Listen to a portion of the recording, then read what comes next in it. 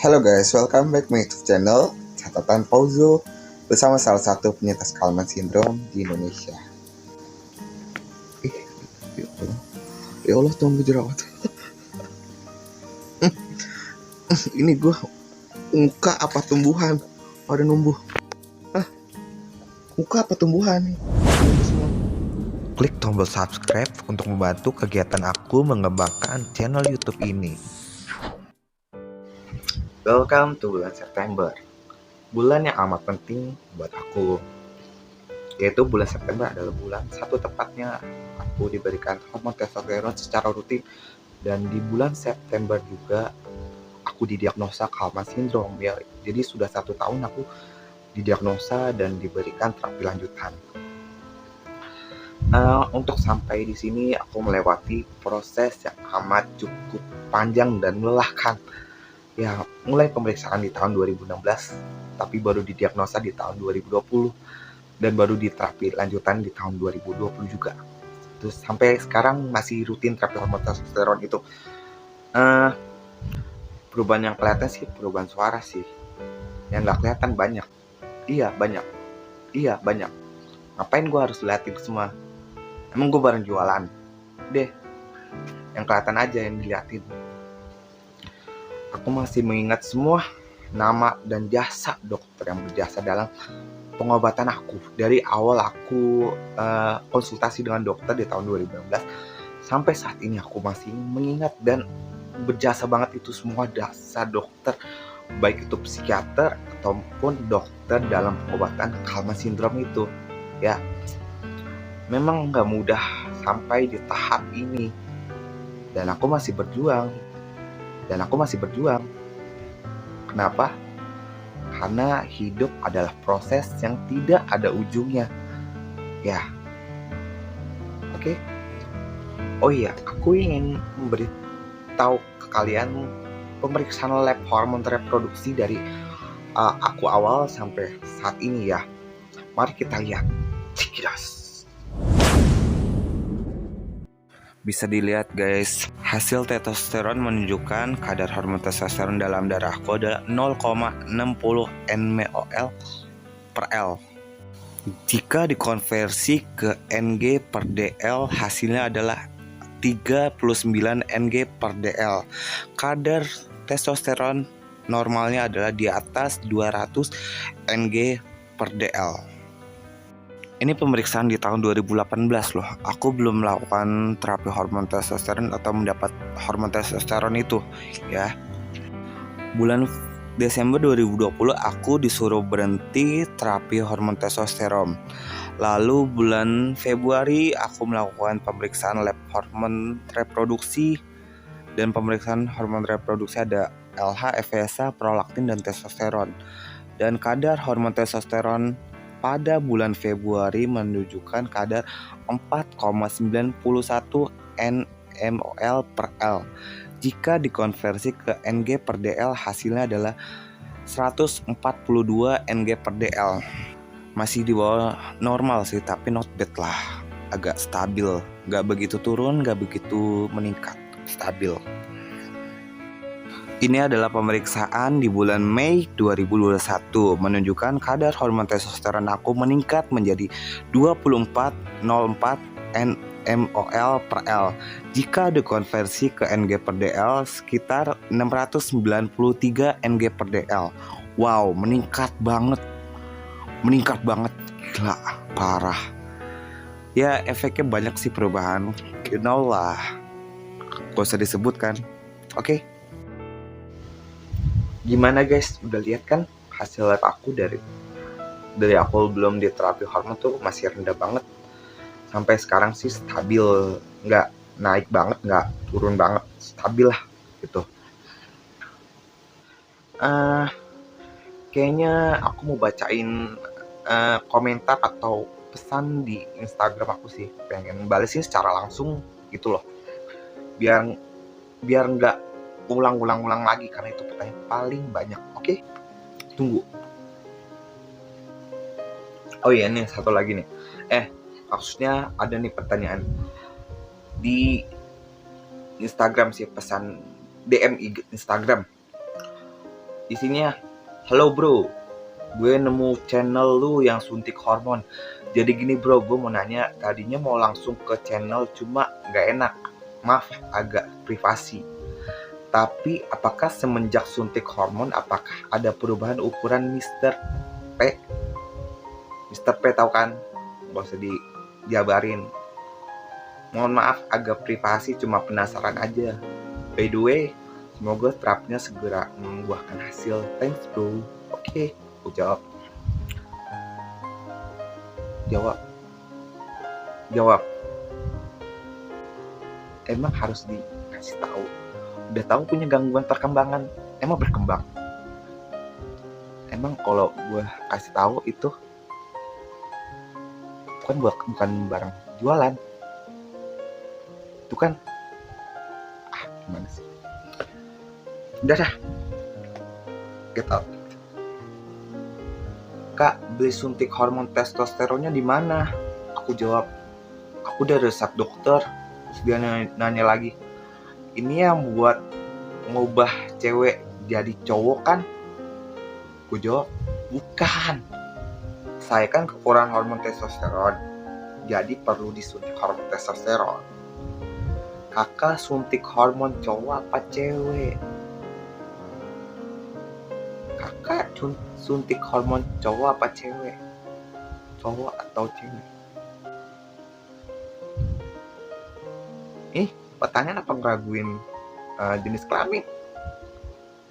Apa dikira gue transgender? Astaga. Dah ganti lagi. Bang, lo ke psikiater buat apa? Bukannya otomatis kalau udah terapi testo, otomatis masalah depresi hilang sendiri. Hello bro, ini gangguan mental, bukan flu batuk yang mudah datang dan pergi. Ingat, penyakit yang biasa aja itu sembuhnya lama. Misalnya kayak radang tenggorokan, emang nyembuhnya sebentar. Apalagi mental bro, butuh pemulihan jangka panjang, bukan jangka pendek. Oke? Sip, mantap. Saya ada ciri-ciri yang sama dengan Mas Fauzul. Barusan saya lihat channelnya Mas Fauzul, dan sekarang saya juga baru mau suntik nih. Boleh tanya-tanya nggak Mas? Kak, aku jawab nih. Kamu didiagnosa hipogonadisme atau yang lainnya? Aku jawab lagi. Kan dia nanya boleh tanya. Boleh kok, silahkan. Dia nanya lagi, kalau diagnosa saya nggak ke dokter, hanya saja suara saya nggak ada perubahan saat pubertas. Saya nggak ke dokter, cuma suara nggak ada perubahan saat pubertas. Suara itu bukan gangguan kesehatan sayang. Ya emang udah jatahnya lu kayak gitu. Mau diubah gimana pun ya nggak bisa. Emang suara itu masalah kesehatan. Itu kan kayak penampilan, kayak gigi lo mau dipercantik. Nah, dibehel, pasang sendiri. Ya nggak tahu kalau bisa apa kagak, gue nggak ngerti. Bukan tenaga profesional gue mah. Mau jawab ini takut salah. Ke dokter bisa nggak sih merubah suara? Ke dokter andrologi bisa nggak sih suntik hormon sendiri? Kan nggak ada indikasi medis, kecuali kayak masalah disfungsi ereksi atau apapun masih bisa ditolerir. Nah ini suara dipermasalahin. Deh, jangan nambah masalah. Jadi gini guys, aku kan belum mengalami pubertas, jadi ada kemungkinan suaraku berubah karena belum pecah suaranya. Dari sini paham ya, aku gak mau berkata kasar karena ini memang kenyataannya. Oke? Nah, ini ada komentar yang pedes nih di channel gue. Bunuh diri lebih hina daripada membunuh orang. Saya juga sering kepikiran ingin bunuh diri, tapi selalu kutahan karena aku tahu siksaan neraka itu jauh lebih pedih daripada membenturkan kepala ke dinding. Itu dalam video aku yang riwayat penyakit Halman itu loh. Dia bilang bunuh diri lebih hina daripada membunuh orang. Hey, kalau bunuh diri itu lebih hina dari apapun, apa manusia lebih hina dari manusia lainnya? Apa emang sulit untuk memanusiakan manusia? Paham? Kalian menggunakan jari untuk menanam sebuah kebaikan, bukan untuk menanam sebuah duri. Oke? Pergunakan jarimu dengan baik. Oke?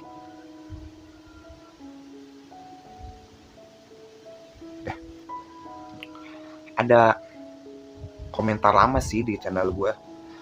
Nih bilang, lu depresi ampe ke rumah sakit. Gue depresi dari kecil nggak pernah ampe ke rumah sakit gitu berobat-berobat. Gue mah depresi kabur dari rumah selama sebulan selesai. Hey boy, setiap orang itu punya kerentanan dalam bertahan menghadapi sebuah stresor. Tidak bisa kamu ratakan ketahanan tubuh kamu dalam menghadapi stresor kepada orang lain. Apalagi aku memiliki genetik dari kecil dengan emosi yang tidak dapat kukendalikan. Jangan samakan kamu sama kami penyintas gangguan jiwa.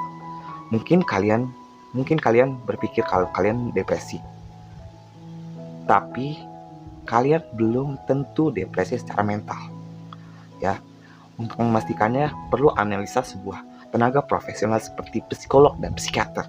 Oke? Banyak yang nanya nih, kegiatan Fauzil apa sih di rumah? Kegiatan aku main kucing sama ngurus, ada sih anggota keluarga kan lagi sakit kronis, jadi aku yang ngurus. Ya sih, kayak nuntun ke kamar mandi gitu, sakit kronis, jadi harus dibantu buat jalan. Jadi baru buat video tuh kalau nggak malam nggak bisa, jadi harus tengah malam nih buat video, tengah malam jam 1 pagi. Emang berat sih ya. Terus kegiatan apa lagi ya, paling berobat lah sih. Berobat emang kudu wajib buat sembuh. Jangan nambah masalah lagi kalau nggak berobat, relapse, ngerti? Udah, yang pengen harapan gue sih nggak muluk-muluk, mempertahankan stabil aja udah. Nyari stabil tuh susah, mempertahankan stabil tuh susah. Relapse itu gampang. Lihat komentar kalian aja tuh, udah hati nyut-nyutan tuh. Capek gue. Dibalas dengan kata nyindiran, dikira malah nyot-nyot. Gimana? Ya udah, gimana lagi? Harapannya mungkin di channel gue mungkin tidak menambah stigma buruk bagi penyintas gangguan jiwa sih. Itu yang lebih penting. Karena kesehatan mental sama pentingnya dengan kesehatan fisik. Karena kesehatan perlu dijaga, bukan untuk diadu, apalagi diadu nasib. Oke. Oh ya, harapan yang lain sih kayak nggak menambah stigma buruk. Ya, untuk tidak menambah stigma buruk, kalian berbijaklah dalam menggunakan sosial media di dunia teknologi. Oke. Dan mungkin harapannya kayak nggak ada lagi berita tentang selebriti atau artis yang mengalami bunuh diri gitu. Soalnya nyesek banget sih. Kayak 2017 atau 2018 ya, Jonghyun meninggal karena bunuh diri. Gue inget banget Desember 2017 atau 2018 gitu. Dengar berita Jonghyun itu adalah member dari grup SHINee dari agensi SM Entertainment di Korea. Oke. Jadi tuh Jonghyun idola gue yang meninggal karena bunuh diri. Ya. Sebelum membunuh diri, dia buat lagu yang judulnya Lonely bersama dengan member SNSD yaitu Taeyeon. Gue nyesek sih Gue udah ngikutin karir dia dari waktu dia masih debut di Shiny sampai dia debut solo. Gue masih ngikutin karir dia, ngikutin jejak lagu-lagu dia yang di upload di YouTube atau di manapun, media manapun. Ya, dengar kabar gitu. Gue kan tahun 2017 apa 2018, gue lupa deh. Gue itu lagi liburan sama keluarga gue ke Jawa Tengah gitu. Kayak dengar gue lagi di sana, kok idola kok meninggal, kok bunuh diri, kaget, shock. Itu aja sih. Semoga aja nggak ada berita tentang artis atau manapun yang melakukan bunuh diri, karena itu meninggalkan jejak duka yang amat pilu bagi fans ya. Oke. Pesan terakhir, kalau kalian merasa ada yang salah dengan gangguan kamu, kamu bisa konsultasi dengan dokter atau tenaga profesional, karena itu ada tempat yang valid.